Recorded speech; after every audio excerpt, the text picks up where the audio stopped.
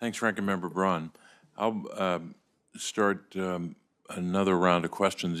Now, we'll be waiting for, and are waiting for other senators to appear at the hearing so they can do their questions. So we'll have some who will appear in this segment of the hearing. And as some of you might know, we'll have to take, Ranking Member Braun and I will have to take a break to go down to a Health, Education, Labor, Pensions Committee, so-called HELP Committee, markup where we're considering legislation, pandemic all hazards legislation that we've got to get done today.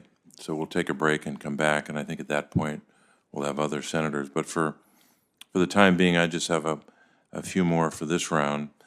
Ms. Howell, I'll start with you. As you know, many people with disabilities and older adults prefer to remain in their homes. As we heard from Ms. Cannington, the current housing stock is largely inaccessible, forcing many to leave their communities for congregate settings, which in many instances would be a nursing home if you're an older adult. We must ensure that older adults and people with disabilities can safely age in place and aren't forced to live in an institutional setting because their home can't support their needs. So Dominique, I would ask you, how does the opportunity to have an accessible home impact your ability to remain in your own home and community? Well, the opportunity that I've been afforded to have an accessible home has allowed me to be a productive member of society, a great advocate, and an even better mother. Without the opportunity to have an accessible home, I would not be able to do any of those things. I would not be able to be an independent living specialist. I would not be able to fight for housing justice, and I would not be able to be a loving, supportive parent. That's pretty fundamental, just getting through your day and being a parent. So difficult. I was noting in your testimony that you said at the end of the third paragraph, quote, "I was able to enter the shelter, but not without lack of accessibility. For a year, I slept on my power wheelchair, even while in the shelter," unquote. I can't imagine a year like that, but I hope, and it seems like things are a little better for you today. Things are wonderful. That's great.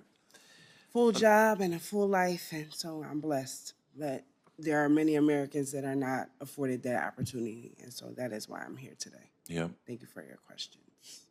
And I'll next turn to Dr. Schutz. I wanted to ask you about home modifications, which is part of the discussion here. People with disabilities of all ages need safe housing that supports their ability to live in their communities, but many live in homes not designed for their needs, and often they struggle to afford necessary home modifications like installing a wheelchair ramp or a zero-step shower.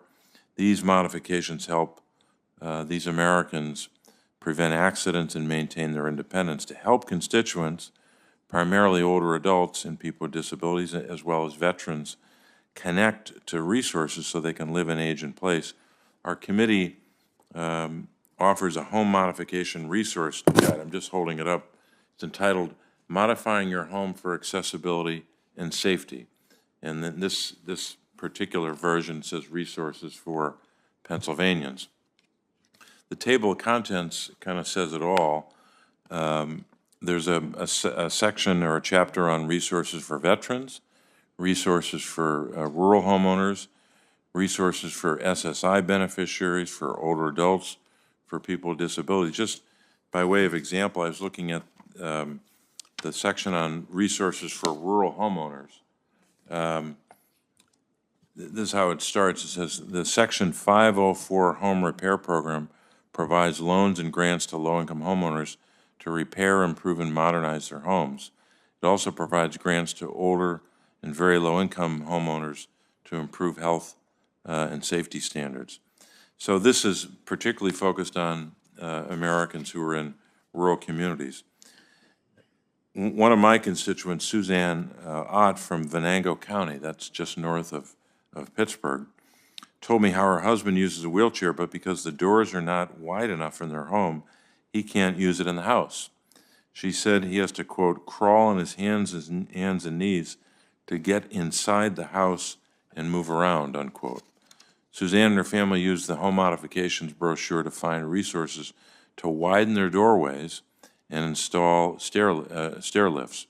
She remarked how these changes will allow her husband to, quote, truly be independent, unquote, and to get around and do as he pleases. So, Dr. Schutz, how can we better strengthen and streamline national resources for home modifications? Thanks for that question. The home modifications are a really important part of making our existing stock more accessible. It's often complicated. As Ms. Cannington said, there are a lot of different kinds of modifications that would be necessary, and it's a question of matching the home characteristics to the resident and to their needs. So it's often hard to come up with a fairly direct sort of cookie-cutter version of this that can be implemented everywhere.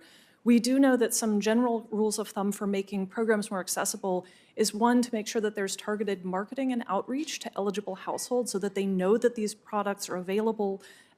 Second, to make sure that the application process is as easy and straightforward as possible, reduce the administrative burden so it's easy for people to access the resources that they're eligible for. And then third, to make sure that there are trusted intermediaries who can help doing the contracting work to provide good quality work at fair prices and make sure that people aren't overpaying for the services. So those are good general rules of thumb for making the program more accessible and making sure that the funding is spent well. Thank you, Doctor. Ranking Member Braun.